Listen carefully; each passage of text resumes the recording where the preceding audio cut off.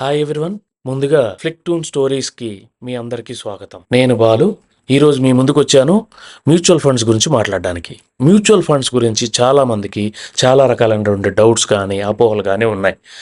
వాటిని ఈరోజు క్లియర్ చేసుకునే ప్రయత్నం చేద్దాం. డౌట్స్ ఏంటంటే, ఎవరెవరు మ్యూచువల్ ఫండ్స్లో ఇన్వెస్ట్మెంట్ చేయొచ్చు అంటే ఓన్లీ రిచ్ పీపుల్ మాత్రమే ఇన్వెస్ట్మెంట్ చేయొచ్చా, పూర్ వాళ్ళు కూడా చేయొచ్చా, మిడిల్ క్లాస్ వాళ్ళు కూడా చేయొచ్చా, బిజినెస్ మెన్స్ చేయొచ్చా, ఎంప్లాయీస్ చేయొచ్చా? ఎవరైనా చేయొచ్చు. సో మ్యూచువల్ ఫండ్స్లో ఇన్వెస్ట్మెంట్ అనేది ఎవరైనా చేయొచ్చు, ఫస్ట్ పాయింట్. అయితే వీటి వల్ల అసలు మ్యూచువల్ ఫండ్స్ అంటే ఏంటి, వీటి వల్ల మనకు ఉండే అడ్వాంటేజెస్ ఏంటి, వీటిని ఎలా సెలెక్ట్ చేసుకోవాలి, ఎన్ని రకాలు ఉంటాయి, ఇవన్నిటి గురించి మనం ఈరోజు డిస్కస్ చేద్దాం. ముందుగా అసలు మ్యూచువల్ ఫండ్స్ అంటే ఏంటి? మ్యూచువల్ ఫండ్స్ అనేది ఒక అద్భుతమైనటువంటి ఆప్షన్. దేనికి? మనం సేవ్ చేసుకున్నటువంటి అమౌంట్ ఎక్కడన్నా ఒక దగ్గర ఇన్వెస్ట్మెంట్ చేసి దాని నుంచి మంచి గ్రోత్ని, మంచి ఫండ్ని క్రియేట్ చేయడానికి ఉన్నటువంటి ఏకైక ఒక ఆప్షన్ని మ్యూచువల్ ఫండ్గా నేను భావిస్తున్నాను. ఈ మ్యూచువల్ ఫండ్ ఏం చేస్తుందంటే, మనం ఇచ్చినటువంటి మనీని డిఫరెంట్ సెక్టార్స్లో ఇన్వెస్ట్మెంట్ చేస్తుంది. అంటే ఇక్కడ మన పోర్ట్ఫోలియో అనేది డైవర్సిఫైడ్గా ఉంటుంది.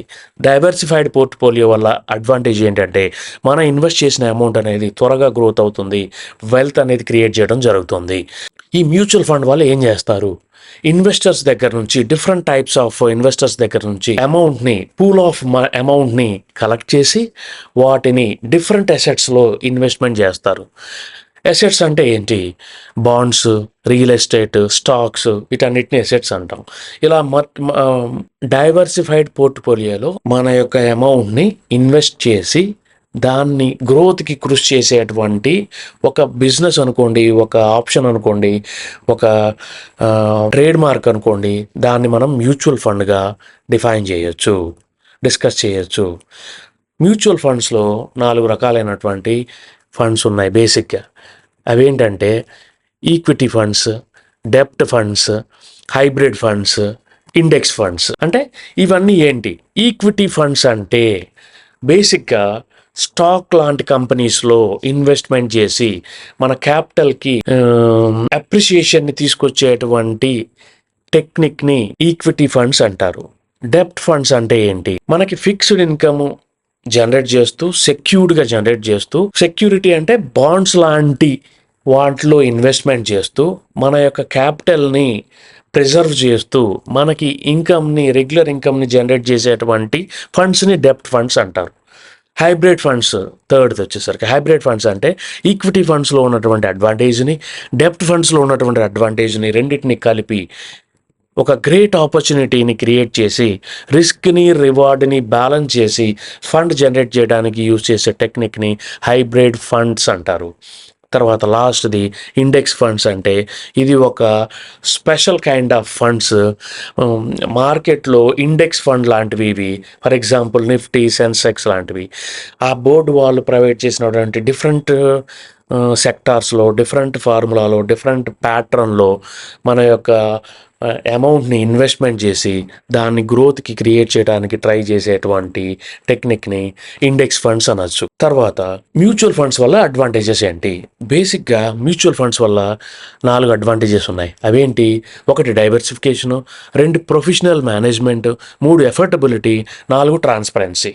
ఈ 4 కూడా మన ఫండ్కి సంబంధించి మనం నెల పొదుపు చేసినటువంటి అమౌంట్ని మనం ఒక మ్యూచువల్ ఫండ్ కంపెనీలో ఇన్వెస్ట్మెంట్ చేసుకున్నా, లేక ఒకేసారి టోటల్ అమౌంట్ని మనం ఇన్వెస్ట్మెంట్ చేసినా, ఈ మ్యూచువల్ ఫండ్ వాళ్ళు డిఫరెంట్ పోర్ట్ఫోలియోస్లో, డిఫరెంట్ అసెట్స్లో, డిఫరెంట్ సెక్టార్స్లో ఇన్వెస్ట్మెంట్ చేసి మనకి రిస్క్ను తగ్గించి మనకి ఫండ్ క్రియేట్ చేయడానికి ట్రై చేసేటువంటి మెథడ్ని మనం డైవర్సిఫికేషన్ అంటాం. అంటే ఒక కంపెనీలో ఒక స్టాక్ మీద ఇన్వెస్ట్మెంట్ కాకుండా డిఫరెంట్ అసెట్స్లో, డిఫరెంట్ పోర్ట్ఫోలియోస్గా క్రియేట్ చేసేటువంటి ఆప్షన్ని మనం డైవర్సిఫికేషన్ అంటారు. మన ఫండ్ అనేది డైవర్సిఫై అవుతుంది. ప్రొఫెషనల్ మేనేజ్మెంట్ అంటే దీన్ని నేను, మీరు, లేకపోతే ఒక లేమెనో, లేకపోతే ఒక చదువుకున్న వాళ్ళ అని కాకుండా బిజినెస్ మైండ్ ఉన్నటువంటి ఎక్స్పర్ట్ చేత ఈ ఫండ్ని మేనేజ్ చేపిస్తారు. దీనివల్ల మనకు వచ్చే బెనిఫిట్ ఏంటంటే, వాళ్ళ యొక్క తెలివితేటలతోటి, వాళ్ళ యొక్క మేధస్సుతోటి మనం ఇచ్చినటువంటి అమౌంట్ని డిఫరెంట్ సెక్టార్స్లో ఇన్వెస్ట్ చేసి దానికి మ్యాక్సిమం ప్రాఫిట్ చేయడానికి, న్యాయం చేయడానికి ట్రై చేస్తారు. వాళ్ళని ప్రొఫెషనల్స్ అంటారు. మన ఫండ్ అనేది ప్రొఫెషనల్గా మేనేజ్ చేయబోతుంది. ఎఫర్టబిలిటీ, మ్యూచువల్ ఫండ్స్లో మినిమం ఇంత పెట్టాలి, మ్యాక్సిమం ఇంత పెట్టాలని లిమిట్స్ ఏం లేవు. ఎప్పుడు పెట్టాలి, ఎప్పుడు విత్డ్రావల్ చేసుకోవాలని టైం పీరియడ్స్ కూడా ఏమి ఉండవు. మనం ఎఫర్టబుల్ చేయగలిగినటువంటి తక్కువ అమౌంట్ని లేదా ఎంతైతే మ్యాక్సిమం ఎఫర్ట్ చేయగలమో అంత అమౌంట్ని ఒకేసారి ఫిక్స్డ్గా కానీ లేకపోతే ఎవ్రీ మంత్ కొంత అమౌంట్ని మనం డిపాజిట్ చేసుకోవడం కానీ రెగ్యులర్గా కూడా మనం దీంట్లో చేసుకోవచ్చు. అంత ఫ్లెక్సిబిలిటీ ఉన్నటువంటి బిజినెస్ ఆప్షన్ అనమాట ఈ మ్యూచువల్ ఫండ్. దాన్ని ఎఫర్టబిలిటీ అంటాం. తర్వాత ట్రాన్స్పరెన్సీ, మ్యూచువల్ ఫండ్స్ వారు వాళ్ళకి నచ్చినట్టుగా చేయడానికి కుదరదు. వాళ్ళు ఏం చేసినా సరే వాళ్ళ డీటెయిల్స్ని స్పెసిఫిక్గా కొన్ని వెబ్సైట్స్ ఉన్నాయి, ఆ వెబ్సైట్స్లో గవర్నమెంట్ నిర్ణయించినటువంటి వెబ్సైట్స్లో ట్రాన్స్పరెంట్గా అప్లోడ్ చేస్తూ ఉండాలి. అంటే వాళ్ళ టర్నోవర్ ఎంత, వాళ్ళ ప్రాఫిట్ ఎంత, వాళ్ళ రిస్క్ ఏంటి, వాళ్ళ రివార్డ్ ఏంటి, ఫండమెంటల్స్ ఏంటి, ఎక్కడ ఇన్వెస్ట్మెంట్ చేస్తున్నారు, ఎంతెంత పర్సంటేజ్ ఏ సెక్టార్లో ఇన్వెస్ట్ చేస్తున్నారు, ఎవ్రీథింగ్ ట్రాన్స్పరెంట్గా మనకు కనిపిస్తుంది. ఆ ఆప్షన్ ట్రాన్స్పరెన్సీ అంటారు. సో ఇవన్నీ అద్భుతమైనటువంటి అడ్వాంటేజెస్. Next fund investment. సరే మ్యూచువల్ ఫండ్స్ అంటున్నారు, మ్యూచువల్ ఫండ్స్ నేను ఎలా ఇన్వెస్ట్మెంట్ చేయాలి, ఎవరిని అప్రోచ్ అవ్వాలి, ఏ కంపెనీకి వెళ్ళాలి, మ్యూచువల్ ఫండ్ కంపెనీస్ ఎక్కడ ఉంటాయి, ఇవి రెండు రకాలుగా ఉంటాయి. అదేంటి అంటే మ్యూచువల్ ఫండ్ ఒక ఇన్స్టిట్యూట్ ఉంటుంది, వాళ్ళు రన్ చేస్తూ ఉంటారు, మిడిల్ మ్యాన్స్ అంటాం వాళ్ళని. లేదా ఆన్లైన్లో సాఫ్ట్వేర్స్ ఉంటాయి, యాప్స్ ఉంటాయి, మనం వాటిని అప్రోచ్ అయ్యి ఇన్స్టాల్ చేసుకొని మనం ప్రొసీడ్ అవ్వచ్చు. అయితే ఏంటి ఆ పద్ధతి అంటే ఇక్కడ 4 స్టెప్స్ ఉన్నాయి. ఒకటి ఏంటంటే మనం ఫండ్ని చూస్ చేసుకోవాలి, 2 అకౌంట్ని ఓపెన్ చేయాలి, 3 మనం సేవ్ చేసుకున్నటువంటి మన కష్టార్జితమైనటువంటి అమౌంట్ని ఇన్వెస్ట్ చేయాలి. తర్వాత కంటిన్యూస్గా మనం మానిటరింగ్ చేసుకోవాలి. మనం ఇన్వెస్ట్ చేసినటువంటి అమౌంట్ ఏ కంపెనీలో ఇన్వెస్ట్ చేశామో, ఏ అసెట్లో ఇన్వెస్ట్ చేశామో దాన్ని ప్రతినిత్యం దాన్ని అబ్జర్వ్ చేస్తూ ఉండాలి. అయితే ఈ 4 స్టెప్పుల గురించి 4 మాటలు చెప్పుకుందాం. ఫండ్ని ఎలా చూస్ చేసుకోవాలి, మన గోల్ని బేస్ చేసుకొని ఫండ్స్ని సెలెక్ట్ చేసుకోవాలి. మ్యూచువల్ ఫండ్స్లో 4 టైప్స్ గురించి చెప్పుకున్నాం కదా, ప్రతి టైప్లో డిఫరెంట్ టెక్నిక్స్ ఉంటాయి, డిఫరెంట్ ప్యాటర్న్స్ ఉంటాయి. వాటిని స్టడీ చేసి, ఆన్లైన్లో ఎవ్రీథింగ్ అవైలబుల్గా ఉంది, వాటిని స్టడీ చేసి మనకి ఏది సూట్ అవుతుందో ఆ టెక్నిక్ని మనం సెలెక్ట్ చేసుకోవాలి, ఆ ప్యాటర్న్ని మనం సెలెక్ట్ చేసుకోవాలి, ఆ మెథడ్ని మనం సెలెక్ట్ చేసుకోవాలి. అయితే మనది లాంగ్ టర్మ్ గోలా, మీడియం టర్మ్ గోల్బా, షార్ట్ టర్మ్ కూడా, ఈ మూడింటిని దృష్టిలో పెట్టుకొని, ఎగ్జాంపుల్ మీకు ఒక 25 years అనుకోండి, మీరు లాంగ్ టర్మ్ ప్లాన్ చేసుకోవచ్చు. మీకు 35 years to 50 years అనుకోండి, మీడియం టర్మ్ ప్లాన్స్ మీరు చూస్ చేసుకోవచ్చు. మీకు 55 నుంచి 60 ఆ రేంజ్లో ఏజ్ ఉందనుకోండి, మీరు షార్ట్ టర్మ్ ప్లాన్స్ని చూస్ చేసుకోవాలి.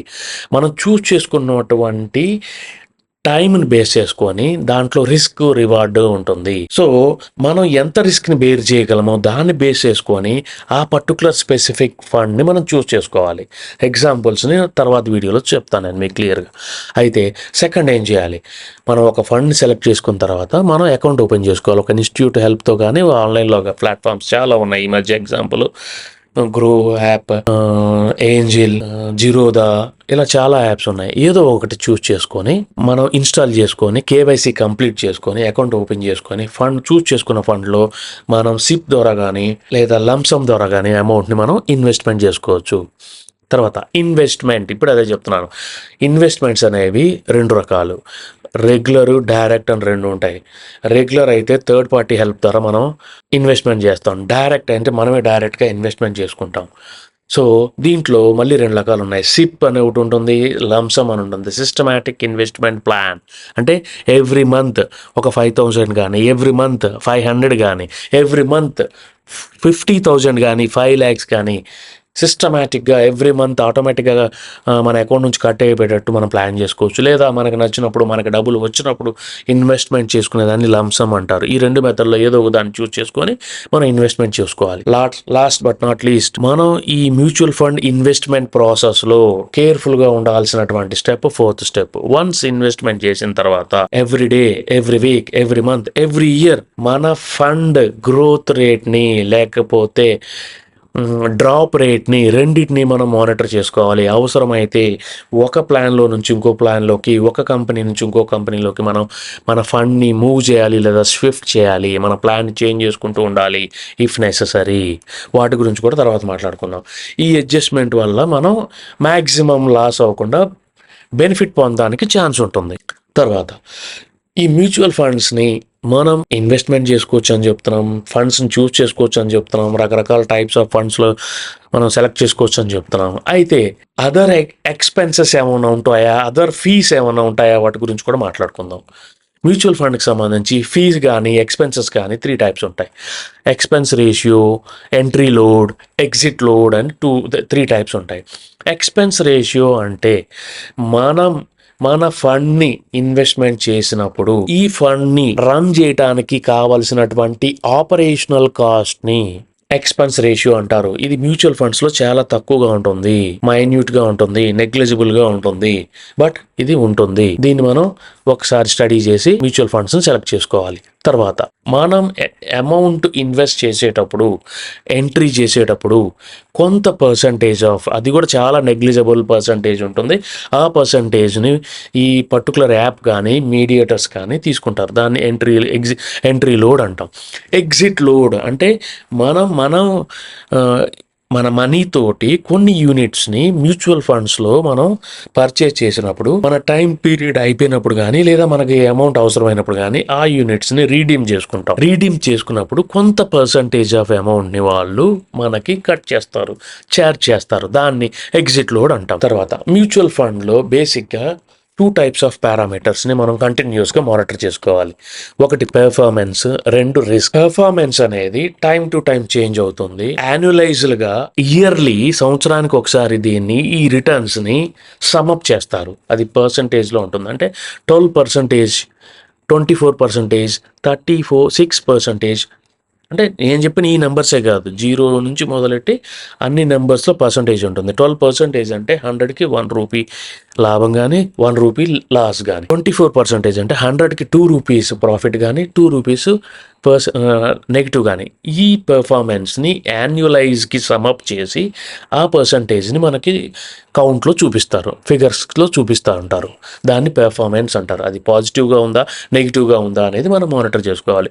రిస్క్ అనేది కూడా, రిస్క్ అంటే ఏంటంటే లాస్. అంటే మన ఫండ్లో ఎంత పర్సంటేజ్ లాస్ జరిగింది, లేకపోతే మన ఫండ్లో లేదా మనకున్న ప్రాఫిట్లో ఎంత పర్సంటేజ్ తగ్గింది అనేది మాట్లాడుకునే దాన్ని రిస్క్ అంటాం. ఇది లోగా ఉంటుంది, మీడియంగా ఉంటుంది, మోడరేట్గా ఉంటుంది, హైగా ఉంటుంది.